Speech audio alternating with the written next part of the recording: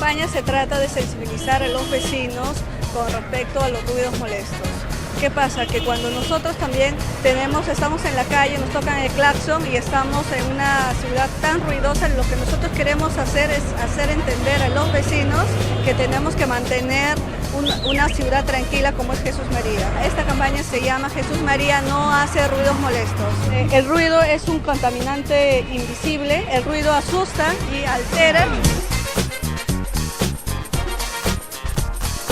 Estamos apoyando para que todos los ciudadanos tomemos conciencia de que no podemos hacer más ruido al claxon, porque si no, nos hace daño a nosotros y a la comunidad. Y tenemos que formar una sola familia, el Jesús María. No debemos hacer ruido porque nos molesta mucho y no podemos descansar en paz. Bueno, lo más armónico es hacer campañas para hacer sensibilización a la población y que ellos se den cuenta del daño que ocasionan.